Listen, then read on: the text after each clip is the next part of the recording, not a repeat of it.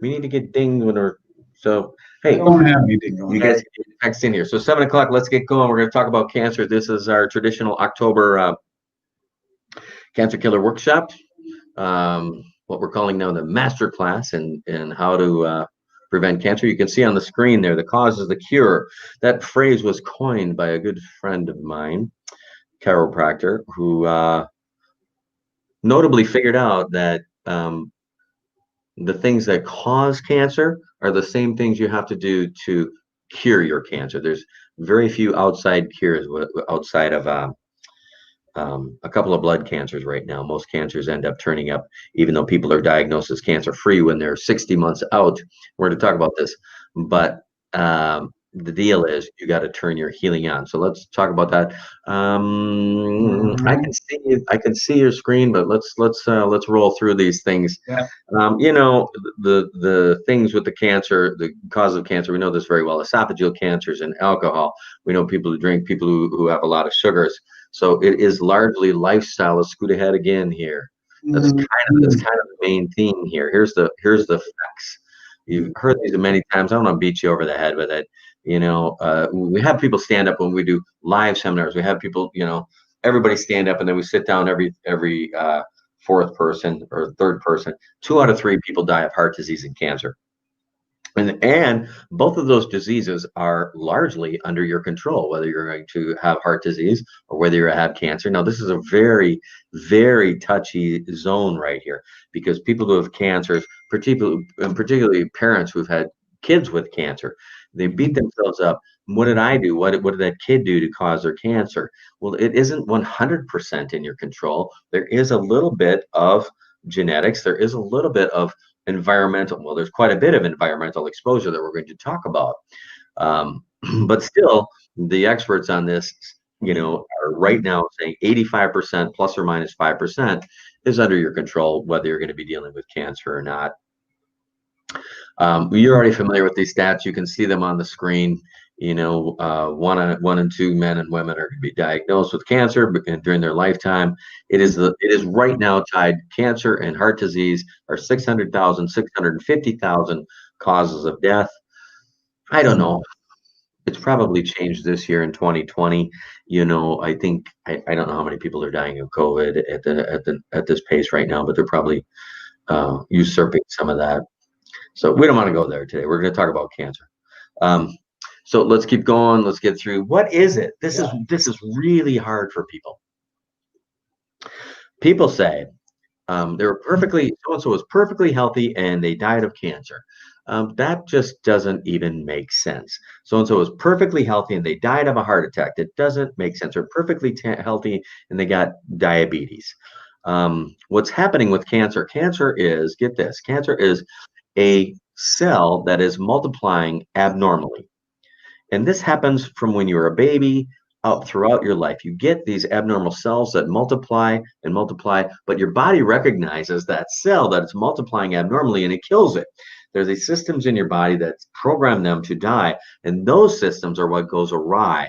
So when we talk about people getting cancer, it is really a cancer that your body a cell multiplying that your body no longer recognizes it has to kill, or it no longer has the capacity to kill it. So it isn't that you get cancer, it's that you stop killing cancers. So we talk about cancer killers at the beginning. You saw this on the beginning. It's a cancer killer workshop. It is really to get your body to start killing cancer cells again, or ideally never lose the ability, so you never end up in that situation. So that's kind of the thing. Your cells have these life cycles, and when they get screwed up, if they get screwed up from environmental things or what you're eating or what you're thinking, there's all kinds of things. There's oncogenes. There's the switches, if you will, that turns the genes on and off. That's what we need to tinker with. What are those switches that turns your genes on and off? We talk about BRCA1, BRCA2, those breast cancer genes. Those are actually genes that code for killing cancer. And the people who have the anomaly, they just don't kill cancer cells that well. So anyway, if that helps understand why we talk about it this way, it really is this. Cancer doesn't make you sick. Your sickness over time Doesn't, and I don't want to say creates cancer. I know it says that on the screen, but it doesn't allow you to fight cancer. That's what's going on. So what we're trying to do is optimize your body's fighting cancer systems, and that's done through diet, exercise. We're going to talk about all those tools. What are the influences that push you towards cancer? What are the things that pull you away from it? Let's go from there. Um, yeah, and so this is a big one. Cancer is genetic. There are some there really are some. I talked about the BRCA1, BRCA2 genes, breast cancer genes. It doesn't really matter whether they program for fighting cancer, program for no. There are some genetic situations where you are more susceptible, but your genes are not your destiny. If that were true, man, I love mint dilly bars. I just live on mint dilly bars every day. But I don't eat mint dilly bars every day because I know if I eat mint dilly bars, that's going to make me fat. It's going to give me heart disease, going to give me high blood pressure, and push me towards cancer. So the reason we do that, the reason we try and eat better is because we inherently understand our genes are not our destiny. But if you got a whole pile of your family, dropping dead of heart disease, you should probably go to the gym all the time. You should probably watch your diet. If you got a whole pile of your family with breast cancer, you should probably really watch your diet and go to the gym all the time. That's the concept. So that's what we're trying to teach. It's really 5 to 10%. And even those are influenced by your lifestyle factors. So it's called epigenetics. If you look that word up, it means above. It means above your genes. You have the ability to influence your genes. So cancer has a cause. We can't always find it. And again, that message is really hard for parents who have kids with cancer. We had a family in our Oakdale office, and their 10-year-old passed away of cancer a few years ago, right about this time of year. And the parents are just, what did we do? What did we do? What did we do? Well, sometimes there just is no answer, and we don't get to know the answer until we join them in heaven. But I believe firmly there is a cause. We're just not smart enough to figure all this stuff out yet. So, but what we do know, we can absolutely practice. We can go from it. So, same thing again. Here it is again in pie chart form. You get diet, you get tobacco, you get infections. By the way, molds and things like that. We know that. Well, herpes virus, in fact, but that's why everybody want everybody vaccinated against human papilloma virus on top of it, because we know there's an association with cancer. Because guess what? That affects your immune system. So it's one more thing tying an arm behind your back, because it's a lifelong thing, and your one hand is tied behind your back for your immune system can't fight off what it's normally supposed to be fighting off. There are other things, alcohol, of course, as well, and those are specific to a specific kind of cancers, but the theme is the same throughout. So here's the good news. Mostly it is up to each of us. What happens if we do what everyone else does? Well, then we just get, one out of two of us is going to end up with cancer. So why change? Here's what we call the big why. Why you want to do anything. And that has to do with, you want to be around for your grandkids, what you want to do when you retire. I just saw again today, little sidebar to the story. My wife and I bought a motorhome this spring to go have some fun. I'm going to be 60 next year. We're going to go have some fun. I looked in today's Facebook Marketplace. Very nice motorhome for sale. Gazillion-dollar motorhome, more than I would ever buy. It's $290,000. It's like 1 year old. This fabulous, fabulous motorhome, and it says selling due to health reasons. No, that's just goofy. You live your whole life out, and now it's time to go play, and you haven't taken care of your health. That's goofy. So that's when we talk about why are you going to do these things? Well, because sometime you're going to want to go, hiking and go to the beach and visit your great grandkids. That's the why. Anyway, so your immune system. We already talked about this. Your cancer, your body. Joe, I can't talk that fast, Dr. Joe. Yeah. Let's talk about this one. Great. All right, we're gonna get Joe in here. He's going to be very, very patient. I'm very shy in general, but I was told I have to talk for this. All right. Talk for this. So, so yeah, throughout your life, you get 100 to 1,000, 10,000 cancer cells, and your body just keeps them under control. This is really, really important for this. How does your body lose the ability to fight it? And that is becoming weakened by what you're eating, laying on the couch, eating Pop-Tarts, and of course, succumbing to viruses and other things that you get exposed to. So, and you're not in charge of that, completely. So I get it, but whatever you can do is what we're going to do. Okay, let's go forward. So are you ready? This is how you do it. This is how you don't get sick from cancer. Here's the causes. Really, it's just just a couple interesting points here. Probably the biggest one on here, healthy cells use oxygen. That's why you want to exercise. Healthy cells don't use sugar. They use predominantly ketones, ideally, but you can. You'd rather not, and they live in an alkaline environment, and they need your nervous system to work. Cancer cells, on the other hand, use predominantly sugar. Not all cancer cells, but certainly brain cancer cells, astrocytomas, the things that kids are dying of. They use sugar for fuel. And there's a slide later. Did we take that? Yeah, We'll talk about that later. How do we know that? And then the reason I bring that up is, I know this gentleman who was a neighbor of a chiropractor friend of mine, and he had esophageal cancer. The survival for esophageal cancer is very, very low. It's like something like 15% after 5 years. But the oncologist told him, hey, Mark, there's nothing you can do. There's nothing for you to do. Just leave it all up to us. That's just not true. If we know that cancers live on sugar, don't eat sugar. So we'll talk about that later. So here they are. Here's some weakened immune system causes.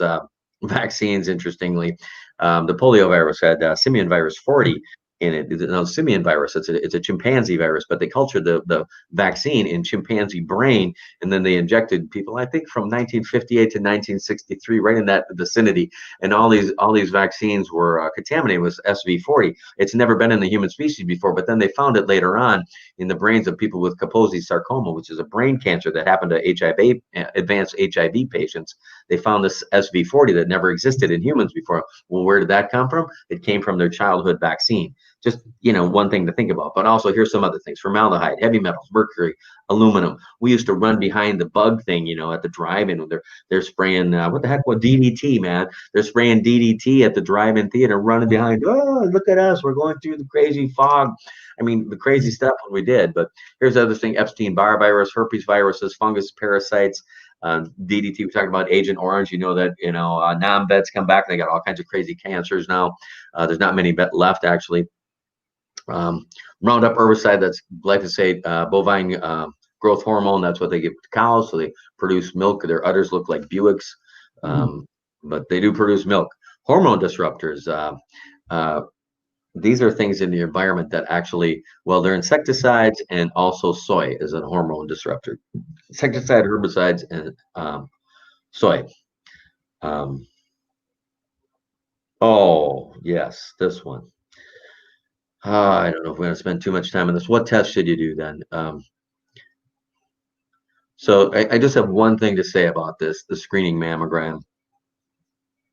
They changed the recommendations on this recently, and that is because of all the false positives. There were all kinds of false positives, a thing called DCIS, ductal carcinoma in situ, and it's precancerous, but yes, but maybe not. They'd go back, and some people didn't have it later, and some people did. And so what they thought was, oh man, we better get this right now. So they did mastectomies and lumpectomies to thousands and thousands, tens of thousands of women. And then they found that no matter what they did, the radiation, the mastectomies, and whatever, to these people who were DCIS or positive mammograms, that they were dying at the same pace, and actually slightly more. So they decided not to do that. I'm just getting the note that I have to slow down again. But this stuff is all in my head. You know how this goes. I got to get it out of my head before I forget it. So anyway, I just want to say this about screening mammograms. Are you guys texting me also to slow down? Make it.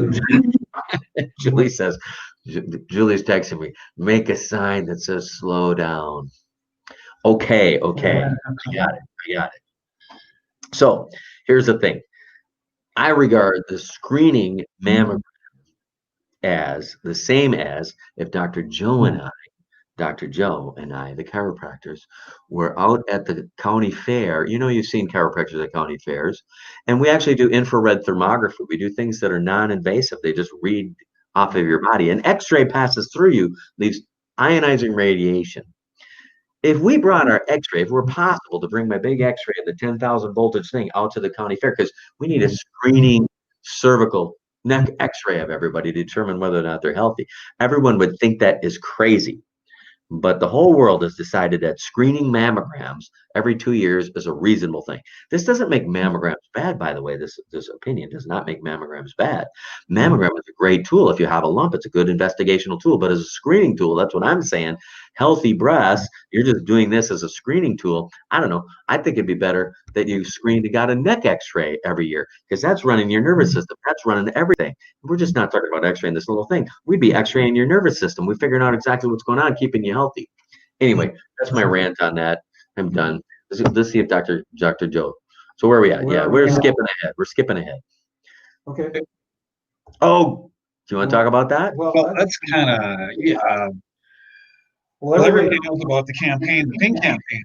That's been going on for years. And we're not seeing it as much in the football world, right? They stopped that, right? I didn't see it this year. Yeah. But this, I mean, that's cool. Kentucky Fried Chicken, right? With pink. So we're double whammy there. It's irony. Yeah. You know, it's everywhere. It's in Mike's hard lemonade. So, and then, of course, in our handguns. Wow. It's Taurus. It's a pretty cool gun.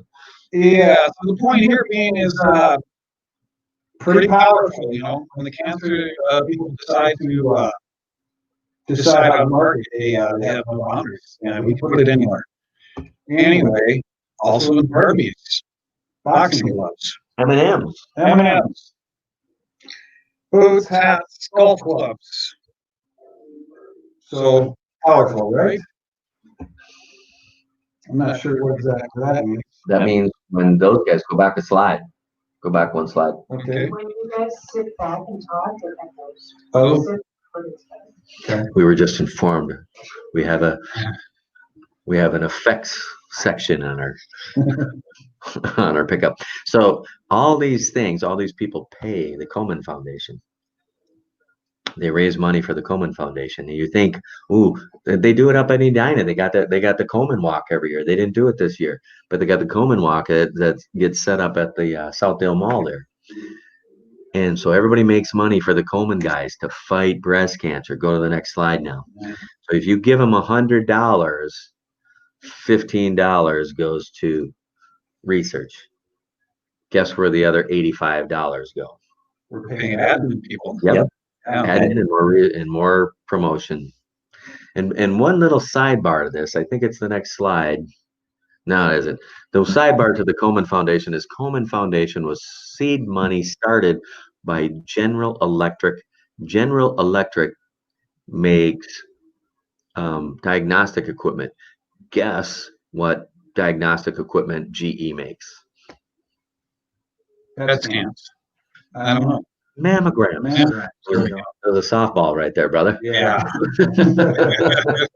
They make the mammogram machines, and so they fund the Komen Foundation to promote the scare thing. This is like almost like, I don't want to say it again. So I'm like, going to get your COVID testing, but they make the scare thing to go get your breast radiated to figure out whether you got breast cancer, and maybe you got it, maybe you don't. But then your fodder, the average cancer case is worth $600,000 to the oncology industry. So, man, this is quite the deal. Business. Anyway, let's go on to talk about what do we got to do. Lab work stuff. Lab work. Because that's kind of premature. Okay. And this is about, we're not saying if you got cancer, don't get it treated. Right. Yeah, if you got cancer, you got to do what you got to do. So that's standard treatments right Yeah, there. here's your choices. Do you want to talk about those? Well, yeah, these are, everyone knows somebody with cancer, right? We've been through chemo. They've been radiation. Of course, there's the simple one, surgery, right? Drugs, transplantation. I'm not exactly sure what that is, but Bone marrow. bone marrow. Okay, very good. Yeah, so that's how we deal with it. We all know about problems with these. So, question to ask ourselves: by not doing these, are we going to get cancer, or is the cancer going to go away? Not really. We don't know. And the way I put that is, really? So I don't know if you guys can hear Dr. Joe. What he's saying there is, you don't get cancer because you haven't been radiated enough. You don't get cancer because you haven't taken enough drugs yet, and you don't get cancer because you haven't had enough chemotherapy. Those are not the cause. Cancer is not caused by a lack of chemotherapy, radiation, surgery, drugs, or transplants. Right. And that's just how it Going works. into, yeah, some of the problems associated with radiation. We're killing healthy cells. That's not a good thing anytime. By the way, that second point right there, this is exactly why people are concerned about the masks and COVID, people who are under cancer treatment. Do you see the second point right there? Causes inflammatory cytokines. You've heard of the cytokine storm? Yeah.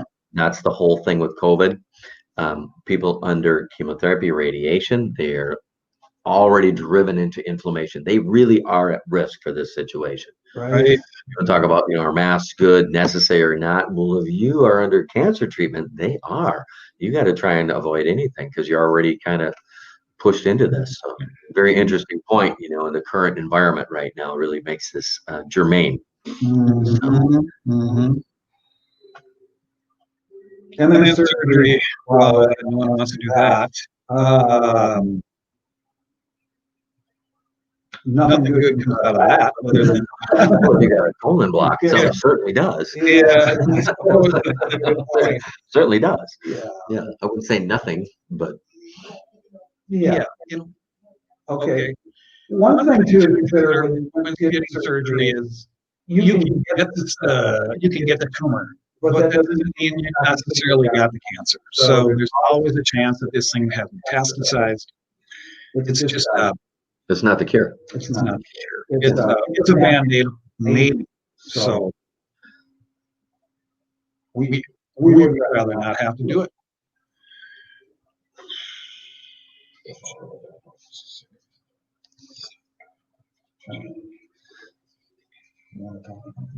Yeah, so this slide right here, early diagnosis, you talk about, we want to get people in for early diagnosis. Much of the impetus behind colonoscopies and mammograms and everything is increasing the survival rates. Well, what that does is it pushes your diagnosis up earlier in the process so they can say the cure is better because the time frame to say that you're cancer free is 60 months. So let's say we can figure out cancer is generally by the time they found it, been there 7-8 years. So if we could push that up to like 3 years, well, we could find cancers when they're 3 years into it. Well, now we only need 2 years on the other side of it, survival rate, and say you're cancer free to say you're cured and your survival is better. So there's a little bit of fooling around with the numbers. Talk about early diagnosis increases survival. Maybe you're just taking this window of time and moving it up in the process. They may be dying later anyway. But what is true right now is childhood cancers are increasing. That's true. And cancers in the Western Hemisphere are increasing. And the reason that's important is because that takes us out of the realm of genes again. The genes have not changed. People have been having the same genes for thousands of years. The genes have not changed. What's changed is our lifestyle, our culture, what we're being exposed to. Heck, now we got 5G going up everywhere. I thought it was 5G is electro EMF field. So that's coming up later. I was reading on that earlier. But yeah, so that's what's going on. And then I think you just kind of this I just put in here for one reason only.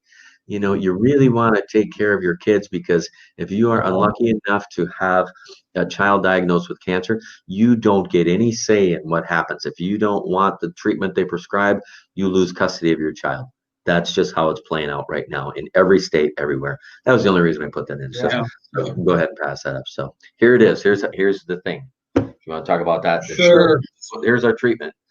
Well, these are the 5 essentials that we talk about in the office. This is obviously stress, poor nutrition, good nerve supply, which is subluxation, poor fitness and toxicity. Those are the causes. Those are also the cures. So when we focus on improving those, we build our immune system. We build our bodies, and we potentially probability stop developing cancers like we are now. Okay. Pretty straightforward dyes. Cans are colored. Meat is red. Dyes are everywhere. Most people know somebody with a thyroid problem. That's what these things cause. Cancer, of course. Allergic reactions. Everybody's allergic to everything nowadays. Hyperactivity in kids. Gone through the roof. So all these problems certainly have just been exacerbated in the last 20 years, and lo and behold, so have cancers, and it might be related to some of the dyes. Here, try this. Okay. Are you on? There you go. Ooh, it's dueling Dr. Joe's. I can't do To Okay. And this is a huge one on refined sugar. It's in everything. You know, it doesn't have to be sugar to be sugar. So any processed food is pretty much turned to sugar in your body. So there's not many people not eating a processed diet. So we live in a processed food world. We're living in a cancer world, basically. So eliminating sugar can be easy if you're just knocking out the white sugar. Unfortunately, it takes a little bit more effort to actually not eat sugar altogether because it's just basically processed food, bread. So can't lose on sugar. If we can get this one right, we've done a lot for our health right there. I'm going to do a little test here because everybody's complaining about sound. This computer. Okay. Okay, so I'm alone here. Good.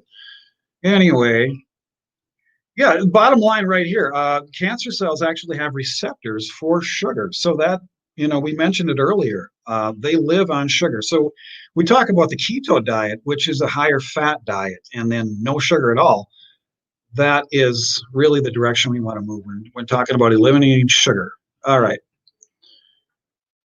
So interestingly enough, when we go to the medical doctor and we think doctor might say we think we might have cancer going on here, we want to run a scan. So that standard procedure in the medical world, and Dr. Britt might help me out on this, is called a PET scan.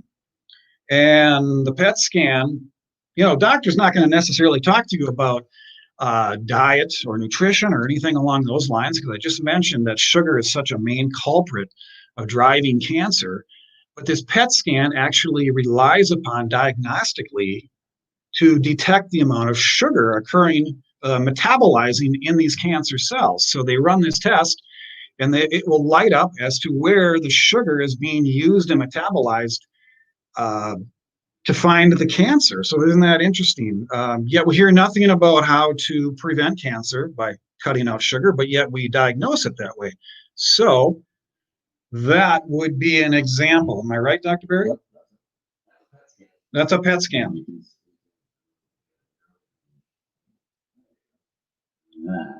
Yeah. So there's where all the sugar's being metabolized. That's our cancer tumor, cyst, whatever that may be. And I guess the point here is that, you're not going to hear advice medically necessarily. Considering the food they're going to feed you in the hospital anyway is all sugar, you're not going to hear that kind of talk come from the medical world. Toxic meat, any animal products. This is a big one because another real simple way to really help your diet is to eliminate processed meats, because the fact that it's kind of a double whammy when we're talking about animals.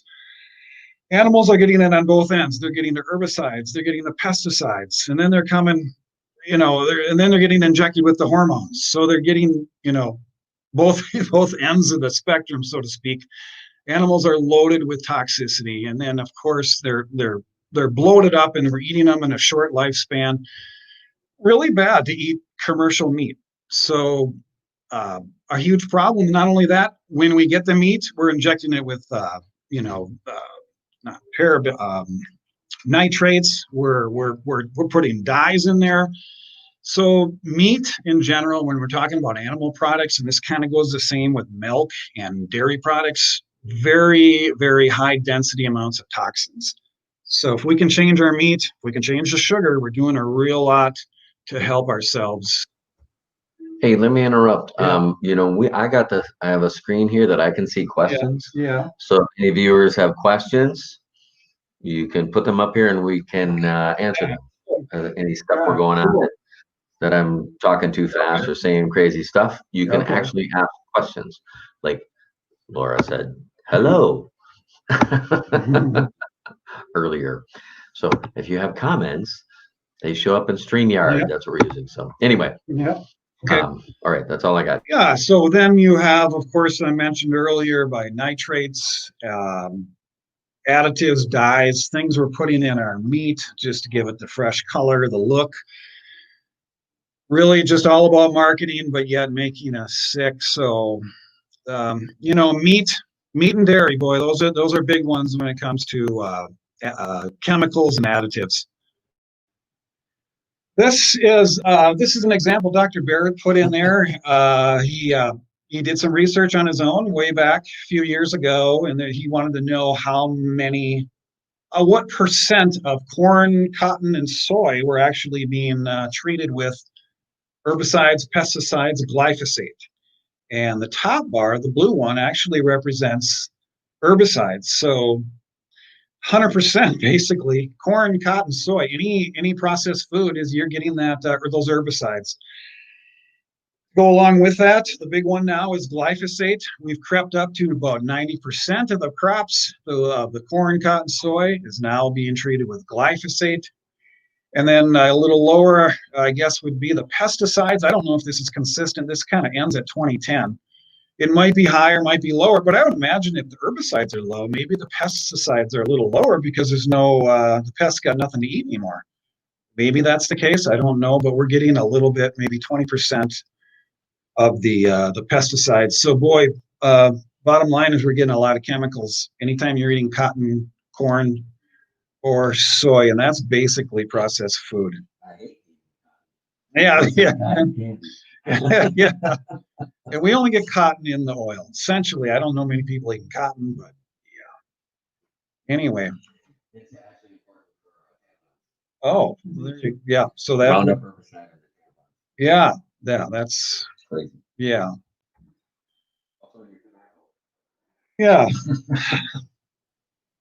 Dr. Beard, do you want to talk about insecticides? Yeah, insecticides act as hormone disruptors. Mhm. We talk about hormones. These are cancers driven like estrogen, so it's the main one we're concerned about.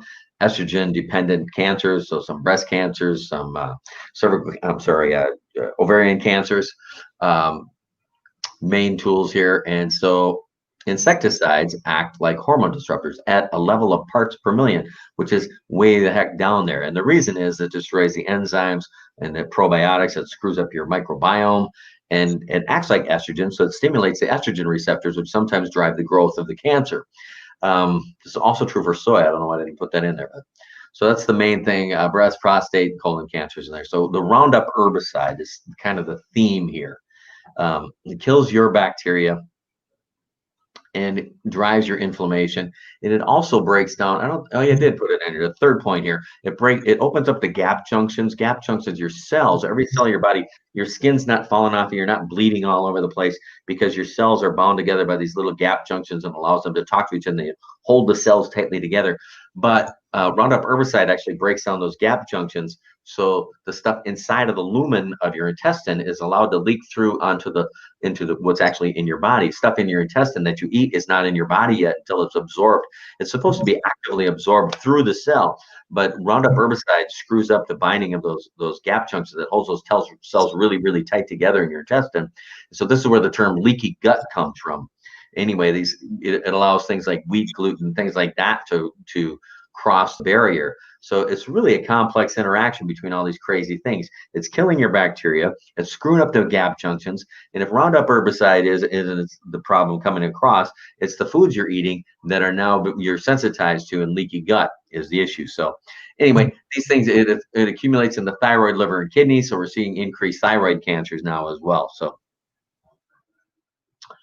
oh gosh, yeah, this is interesting. So Roundup herbicide's got a life of its own right now. And right now, the EPA, the head of the EPA, is a former board member of Monsanto. Monsanto has now been sold to Bayer, but the guy who's supposed to be in charge of whether or not there's toxins in our environment, the EPA, used to work at Monsanto. So of course, Roundup is fine. FDA was supposed to start testing for Roundup residue. Oh, we have to go back to summer of 2018. It got put off. It got pushed into 2019, but then Trump was president, and then it got canceled altogether. So nobody's keeping track of this, and it's just going into hundreds of thousands of tons every year. So anyway, yeah, we could talk about that forever, but you can't avoid it. So we're going to come back to that. You just got to really avoid it. Mhm. This one I got a funny story for. I was talking with my. You have a question. You have a question. All right, we'll come to that. I see it now. Thanks, Susan. We'll come to that in a little bit. I want to finish this point on the keto in your mouth. My dentist says this. You guys have all been to the dentist lately. I was just there today, in fact. He said my dentist doesn't put amalgams in mouth anymore because amalgam is nickel and mercury and tin. I can't remember what the hell that is. It's nickel and something else. It's a amalgam, if you will, of a couple of different metals, mercury being one of them, which makes it kind of pliable and gushy. You can squeak it in there. If you remember when you were a kid, it used to squeak a little bit when they'd stick it in your gum. Anyway, when they take it out now, because we know it's toxic, they got to wear the hazmat suit.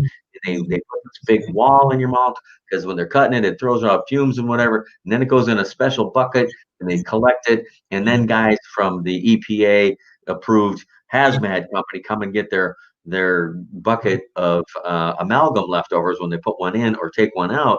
And they're dressed in suits. Everybody's dressed in suits. So my dentist says this: amalgam only leaves my office in the hazmat crew in a hazmat thing with the skull and crossbones or in somebody's mouth.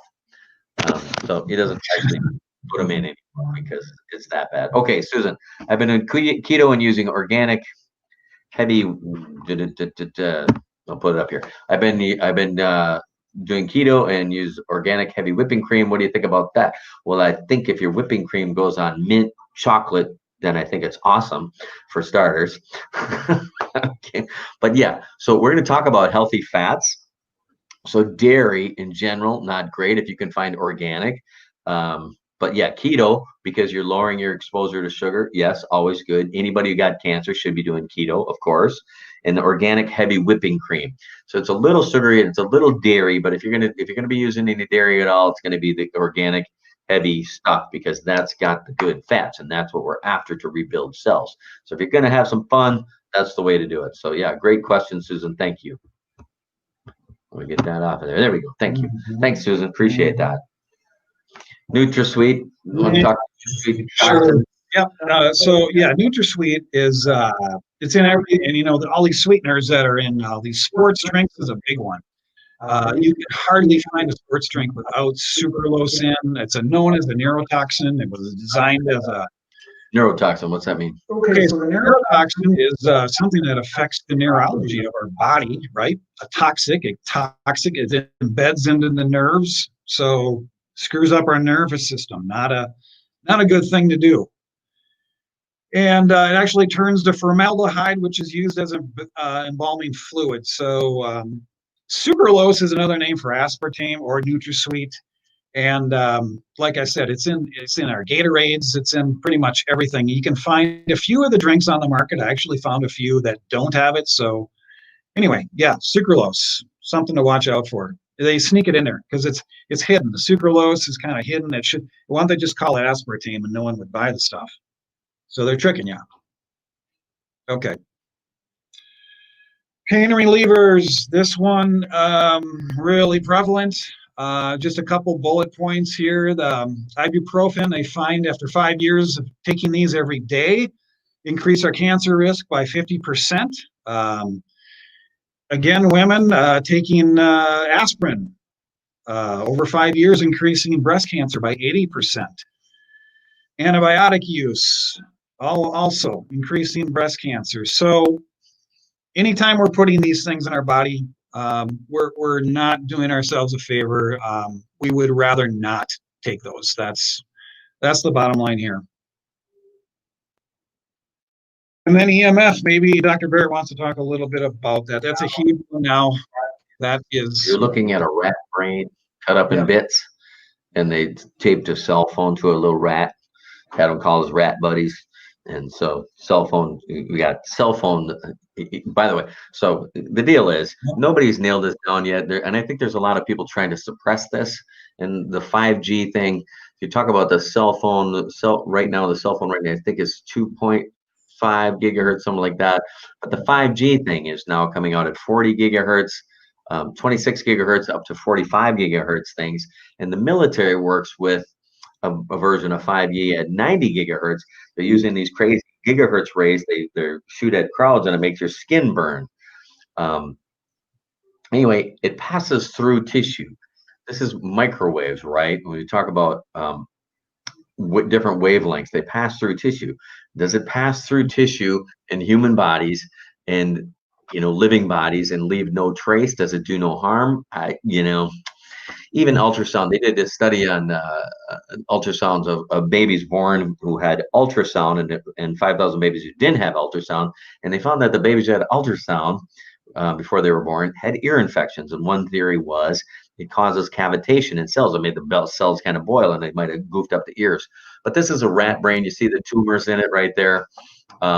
The bottom one's got tumors in it. The normal one doesn't. I don't know how they strapped a little cell phone to the little rat, but that's what they claim they did there. So, it's just one of the things. So always, I think you've probably heard this before. Your cell phone. They do these tests on cell phones, how much radiation they are. I think they do the tests at 5 centimeters. So that's like this far away. But we put them in our pockets and they're right next to your junk, at this far away. So I don't know if you're trying to have kids and this is next to your junk. So I don't know. I always put it in my back pocket in case I need to use my junk. I don't know. And then also when you're talking on your cell phone, use the speaker. You have to do hands-free in your car. That's a good idea. I don't know. You create one more thing because you got to use the Bluetooth. I can't remember what Bluetooth radiation range is, but the stuff's just always on. It's everywhere now. But it's important here because there is a thing called the inverse square law to decrease. So if this is whatever, this far away is, let's say this far away is 1 watt. If you double the distance, you're at 0.25 watts. You're at it's actually inverse square. So it's 1/4 the watt, right? So twice the distance, 1/2 is your inverse square. 2 squared is 4, so it's 1/4. So this is 1 watt. This is 0.25 watts. So doubling the distance cuts your radiation to 1/4. Is how that math works. So if you're holding your cell phone out here and speakerphone, you're good. But if you're holding it next to your ear all day, you're radiating your rat brain. So you don't really want to do that too much. So we're not sure about that, but I just think that's better. Yeah. By the way, those of you that one of the reasons it's over here, I actually looked at right on 494 and what is it? CDO. What is the road? Bush Lake. Beautiful spot. Nice balcony. My wife looked at this would be so nice. Big windows, balcony overlooking the freeway. But there's power wires along 494. So I went and got an EMF checker, and it was off the charts throughout the whole building. And I said, "Hey, man, I don't want to have my staff working in an EMF field, even though I love this place." So here we are, kind of, and this is okay too. Just wanted you to know that you can't be working in that stuff underneath power wires every day. So. Anyway, that's my spiel on EMF. Yeah. And they're getting worse. I mean, we're on 5G now, so it's not getting better. I thought they were setting it up, and it's going to go in place. It's already rolling. It's already out there. Wow. There's a map. If you go on I don't know who's got the cellular networks, but if you go on their maps and click on 5G, it's all around Minneapolis, St. Paul already. It's not future. It's already up and running. It's already, you're being exposed to it. Okay. Yeah. So we're all going to die anyway, right? But I think the bottom line here is cancer is no fun, right? It's slow, sucky, painful, a lot of problems. So we'd rather not get it, right? Oh, yeah. Yeah. So I think I mentioned this earlier. The cause is the cure. So the 5 essentials: stress, nutrition, good nerve supply, proper fitness, and minimizing our toxins are going to be the biggest keys we can do. If there's going to be an order of importance, cut the toxins out. So, quit poisoning the family, quit poisoning yourself. Maximizing your immune system, doing what you can to build up your body, to build up your immune system. Getting adjusted is very, very powerful, very important. And we're going to talk a little bit more about that down the road here. Supplements to consider, EPA, DHA is our fish oil. Curcumin, probiotics. Curcumin is a real strong antioxidant. So, any antioxidant, curcumin's a great one. Probiotics, Again, very, very important. We need to find a good one when we're talking about probiotics. And so those are basically the three that we really want to, consider when we're talking about nutrition.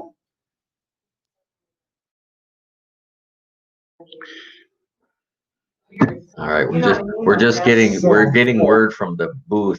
We got technical problems again. So I'm going to leave this mic on because I can't figure out how to turn your mic off. Okay. I think these two things are doing weirdness. Yeah. So if you're already diagnosed, it probably took 10 years to get the problem. It's not necessarily going to be too late. I don't know, Dr. Barrett, maybe elaborate on this a little bit. I'm not exactly. Well, everybody freaks out when they get the diagnosis. They got to rush into surgery or whatever the thing is. Yeah. But mostly these things, you don't have to schedule your surgery next week. It's been growing for years and years and years. Study the options, figure out what the option is, take some time to figure it out. Don't just jump into the first solution is the point of this, because that's what I've noticed. People who get the diagnosis, they can't, it's very hard. Everybody you got to go do something. You got time. You didn't just turn up overnight.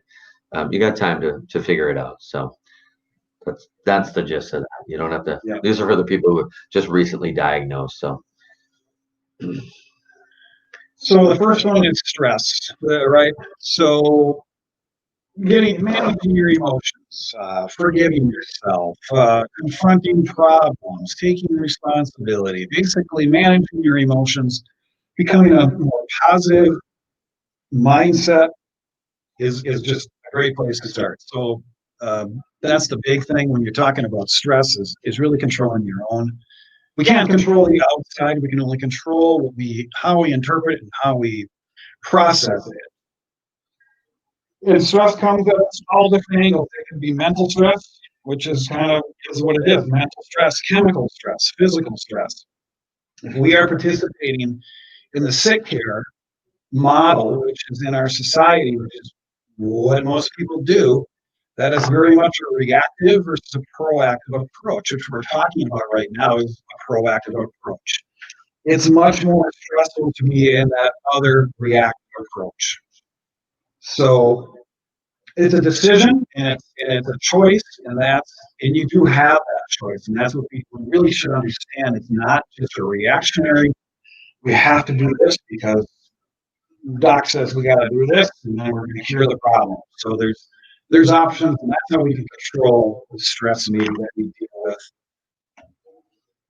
Some of the things starting nutritionally are going to be looking at things. This is a book in the office we carry, and it's essentially a book that's going to just go over how to eat whole foods. You're going to go over recipes, how to shop, what foods are good for us, what's better, which foods are better to eat organically versus the ones that we can't eat organically. So this is just a great informational source.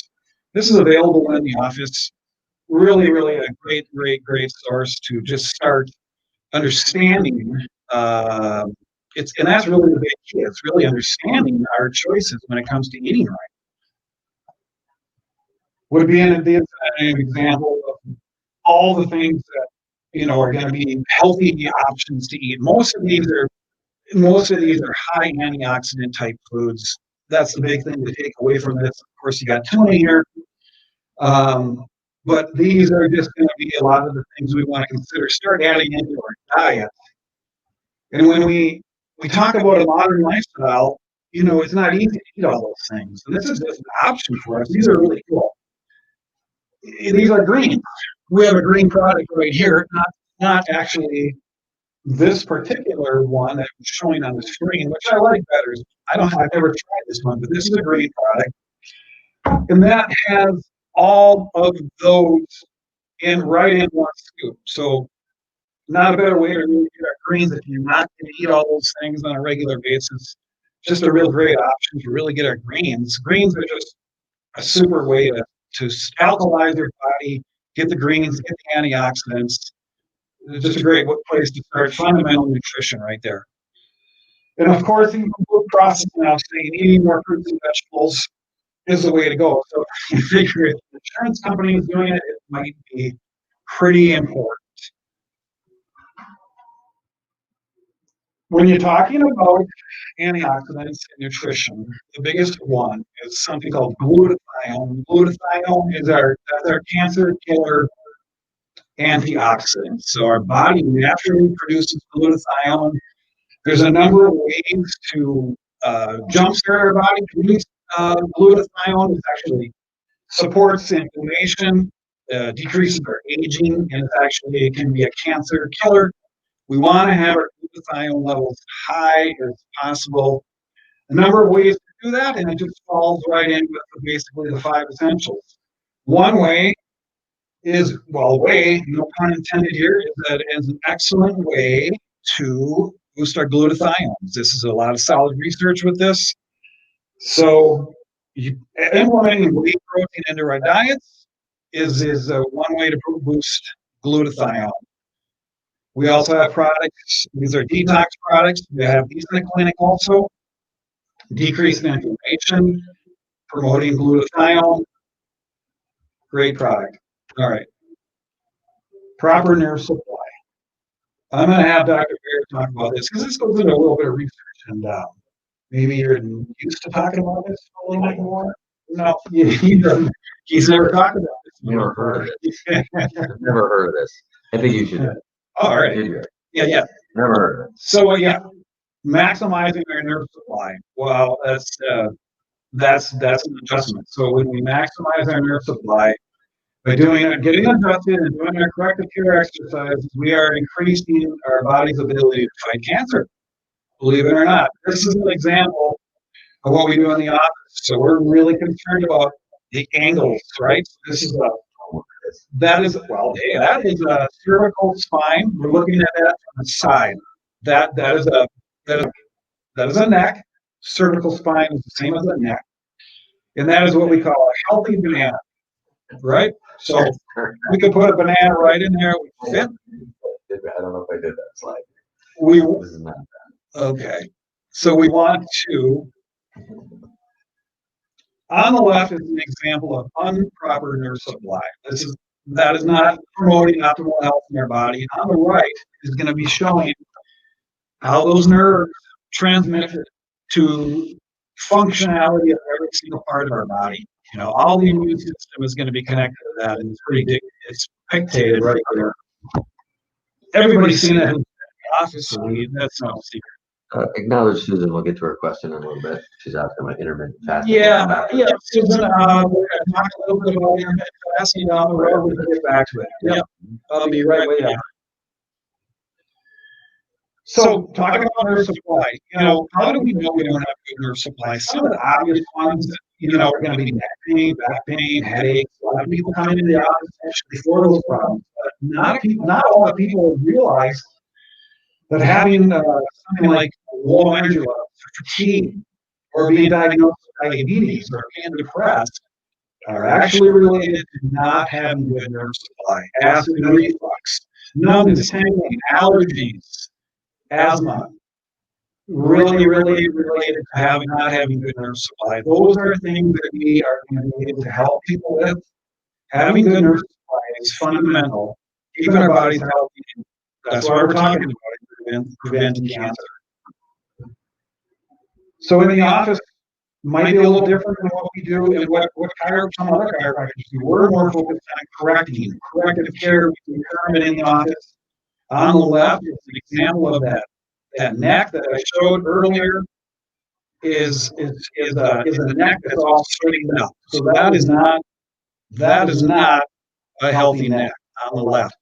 Over on the right, after a few weeks of care, you can see how that curvature has actually changed. And that's what we're shooting for. Now we're increasing the nerve supply, taking pressure off the cord, pressure off the brain stem.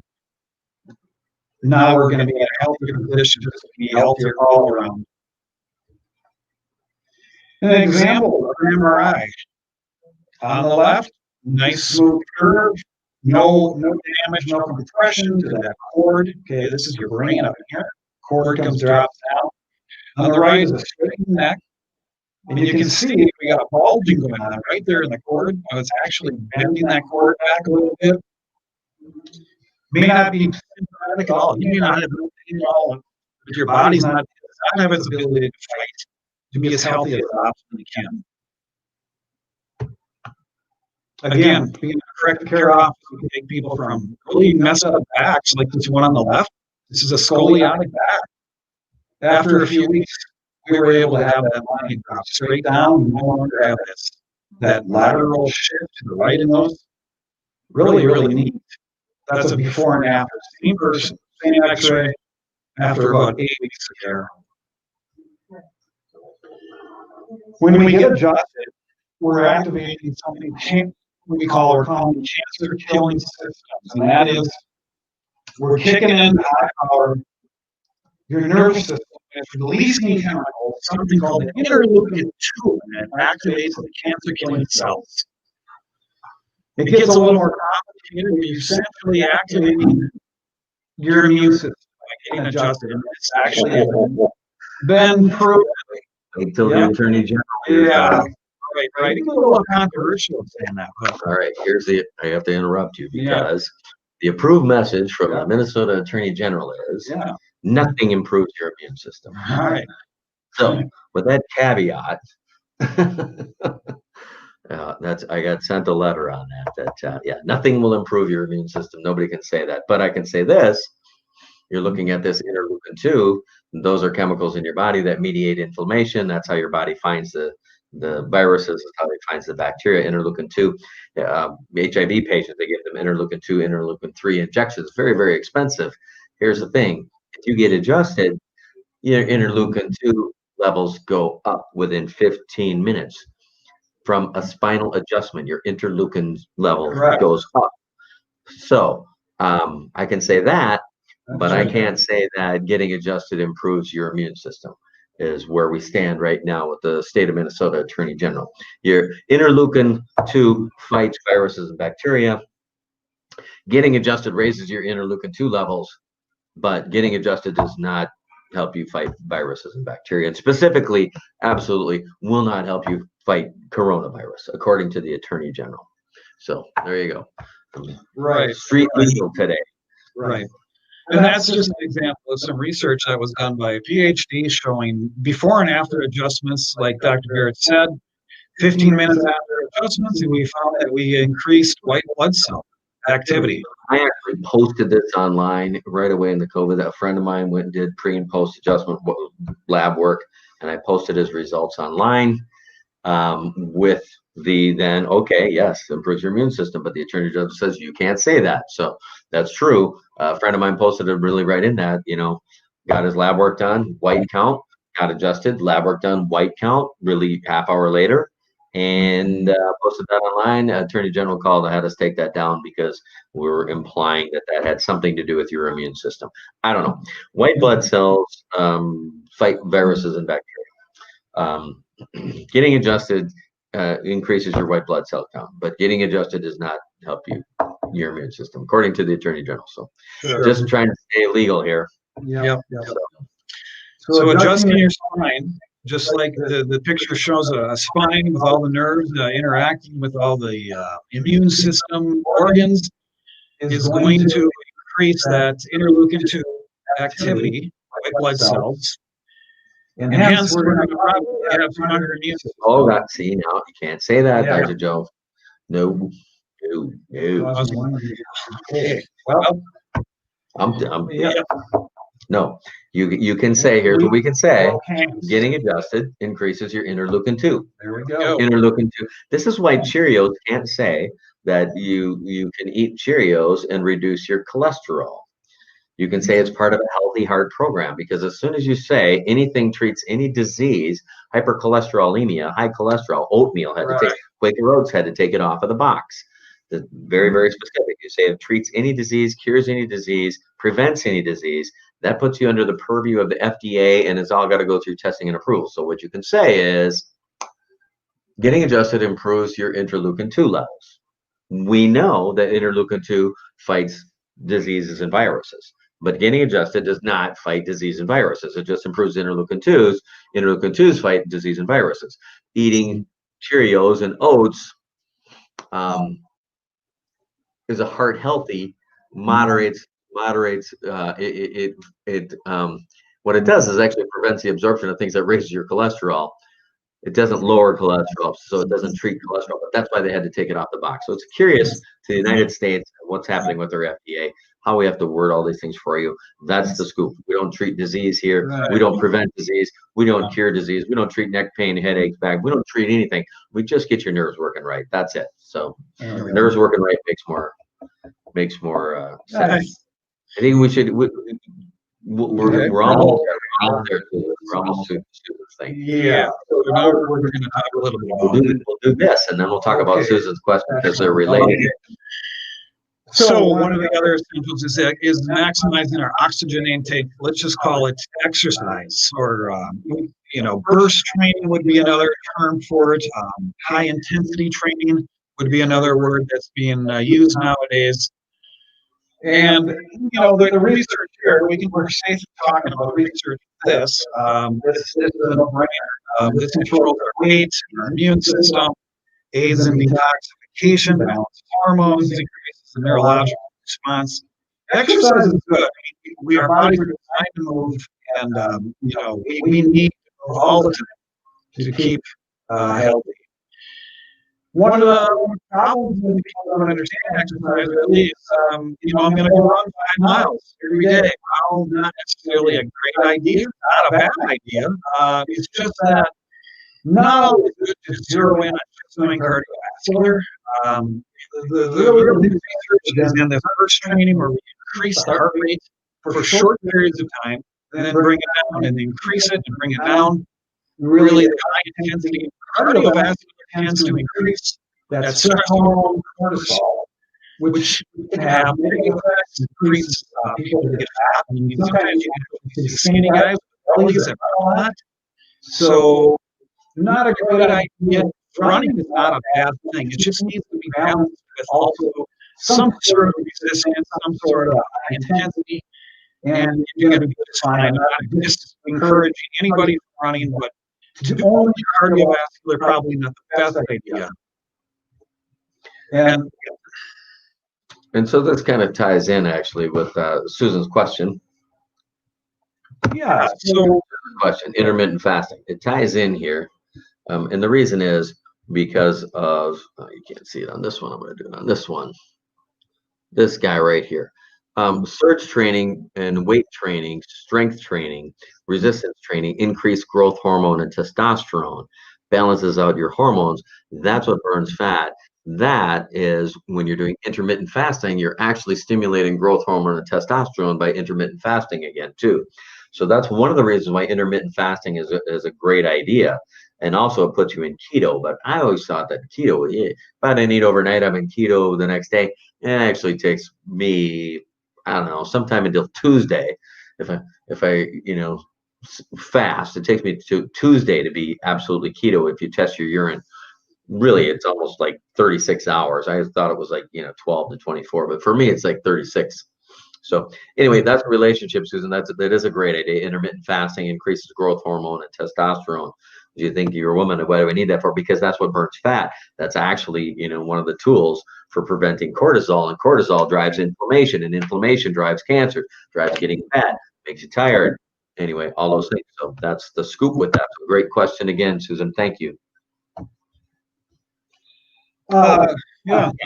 Graph. Okay. Yep. So this is a graph depicting the death rate on your left with the body fat on the bottom.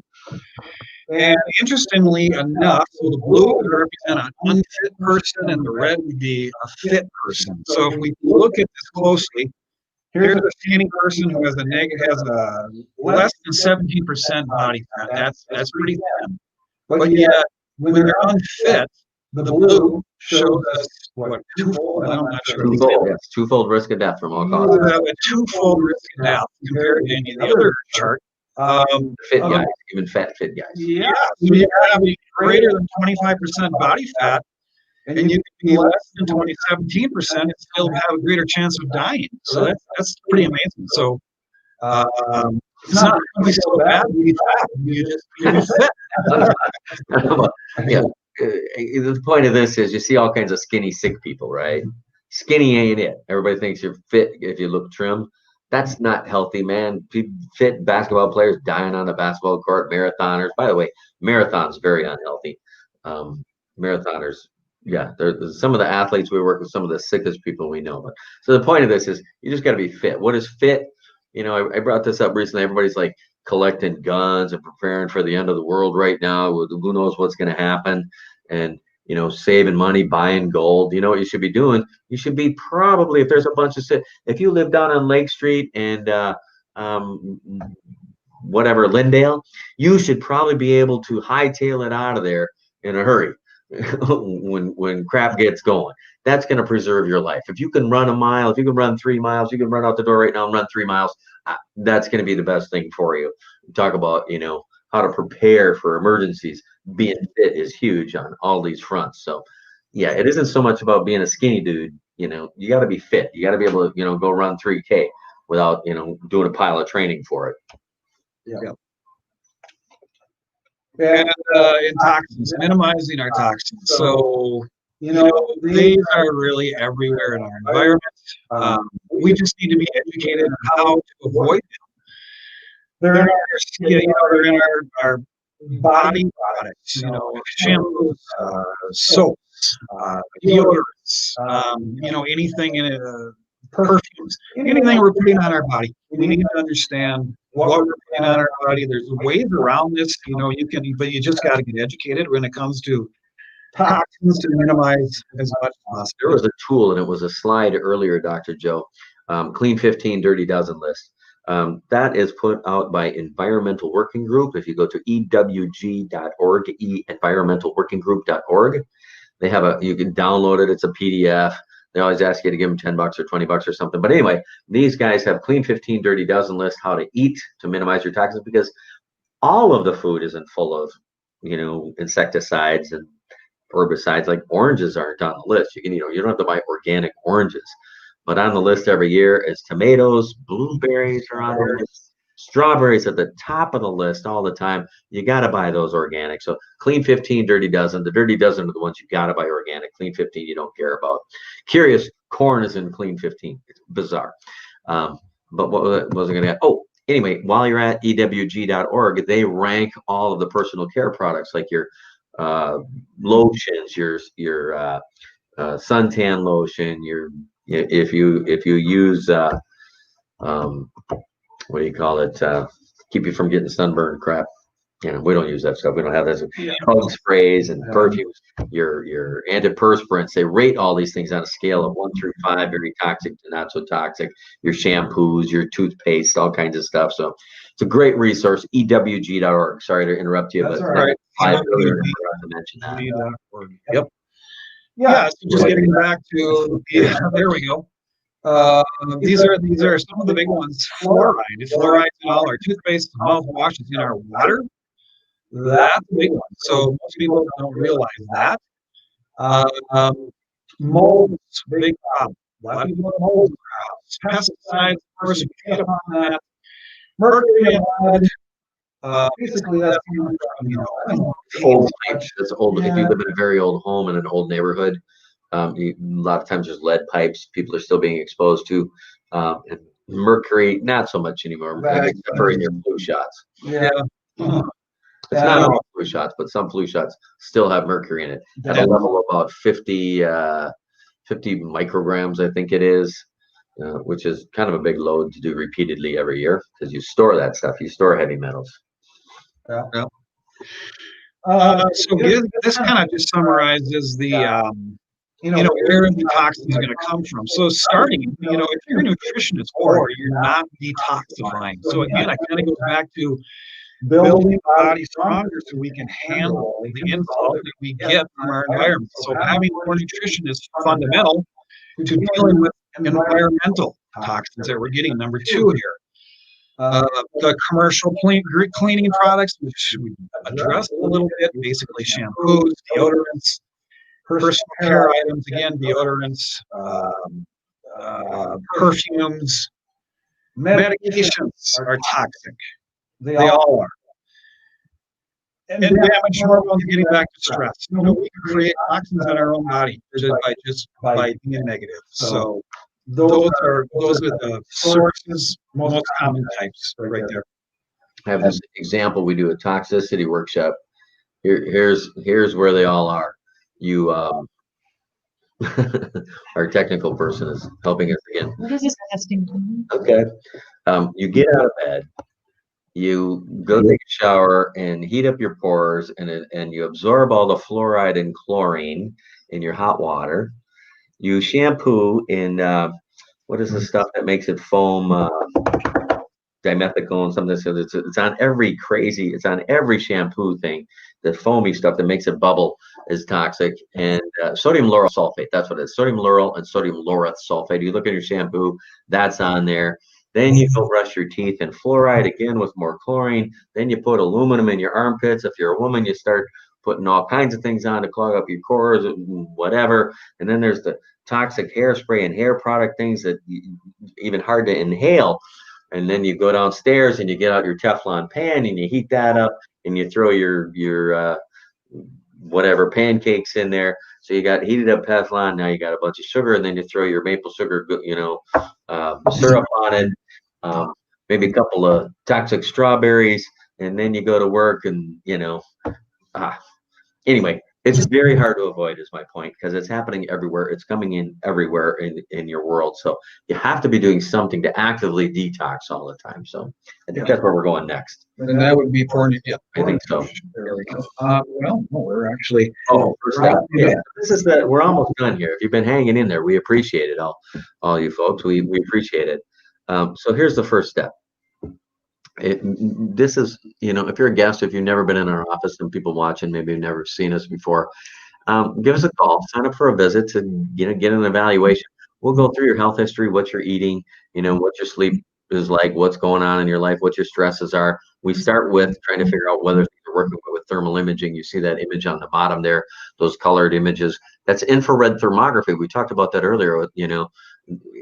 All it does is read what's coming off of you, and nobody's running radiation through you. However, if that's screwy, like you see on that center image there, the colors one with all the red down in the low back, we will get an image of that, an X-ray, to see why that's happening. Why would we get an X-ray when I just said mammograms were not such a great idea? Because this is cutting off the very life force. If your spinal cord is being damaged because your spine is jacked up, like you see in that X-ray right at the bottom there, that is inhibiting your ability to fight viruses, to fight bacteria, certainly to move about and be the person you're supposed to be. It interferes with exactly what you're supposed to be on the planet doing. So that's a pretty big deal. And particularly if you're already at the point of taking, ibuprofen or Tylenol or something like that because your back hurts, or if you're on antidepressants, or if you got whatever it is, antihypertensives or diabetes, whatever medications you're taking, inhalers or whatever. Everybody's on a ton of medications now. The average 65-year-old takes 13.5 prescriptions per year. We love our medications. The average Minnesotan takes 4 prescriptions per year. The average 18-year-old has been on 10 rounds of antibiotics right now. It's just stunning how much stuff we're being exposed to. So if you've got a problem with how your nervous system works, if we can quickly figure out how to correct it, and that's an X-ray, it's the quickest path from A to B, we can figure out how to correct it and get you better faster, we're going to do that for you. So that's the reason for that. Even when we're talking about, mammograms not so great, this is actually going to do something for you. We're going to actually fix something that's wrong, not just, keep taking repeated images of your breasts and trying to wait till you have cancer. It doesn't treat cancer, just actually kind of puts you on the list for getting cancer. So anyway, on here also sign up for Shop with the Doc. I don't know that we can do that yet. Bring a bunch of people in the store. I would love to, but I think people are still a little uncomfortable with that. Recipe night, we bring food in. People are still a little uncomfortable with that, but hopefully we can start, bringing these things back in. Maybe in the next 6 months, we'll see what happens here. I don't know. But that's the point. What are you going to do next? People want to, well, okay, they listen to all this stuff. They go, what should I do? Well, start where you start. Start where you start. If you aren't getting adjusted, start there. If you're drinking a 12-pack of Pepsi a day, well, don't go buy organic beef. Don't do that. That's, that makes no sense. Start where you're at. Man, I've shared the story the other day. I used to play in a band in the 80s, and I had in my briefcase just a pile of drugs. I took drugs every dang day from I don't know, 80 to probably 1987, 88 when I quit. And by that I mean Triaminic, well, really all kinds, really, but mainly Sudafed, Triaminosin, aspirin, Tylenol, NyQuil. I used to have to drink NyQuil like to get through the night, and then chloroseptic. You talked about Dr. Joe mentioned formaldehyde. Dr. Joe, for you.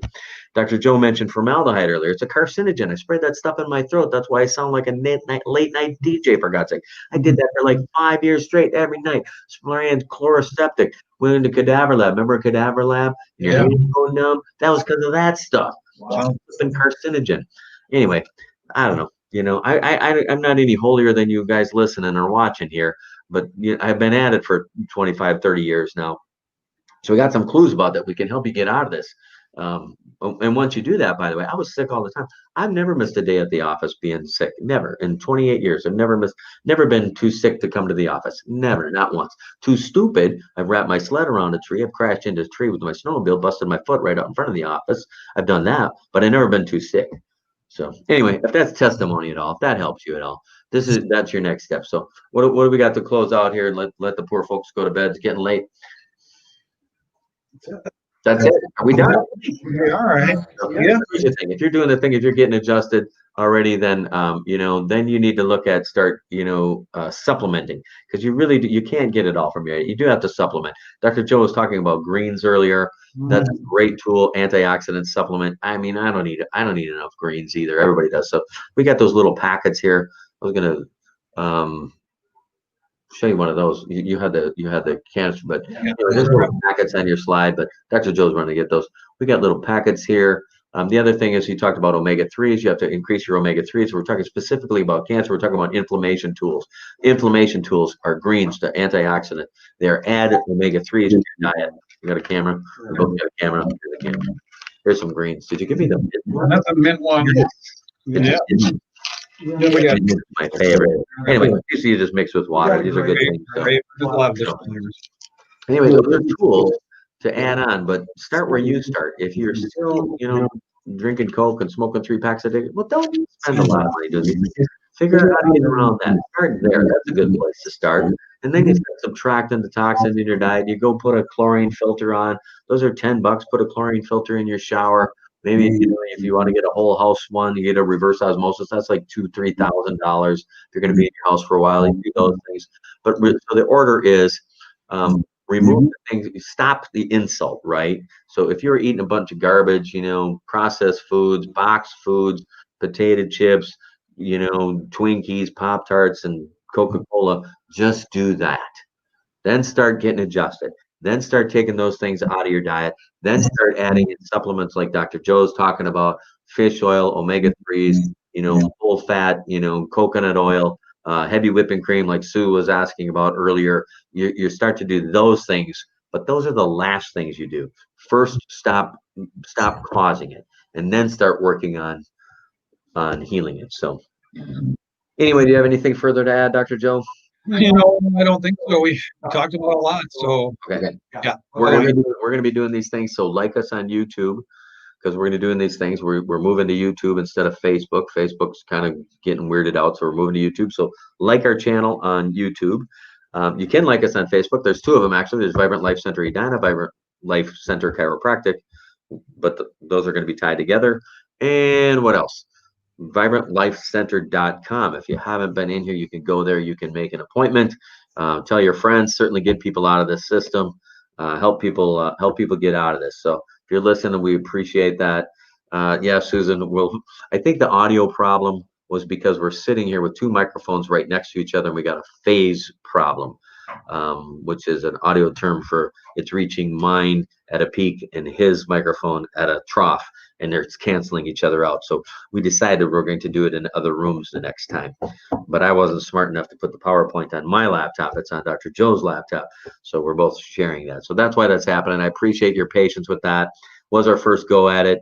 We'll get better at it. We also won't keep you so late, but this is actually a 3-hour workshop when we do it live. So appreciate you guys hanging in there.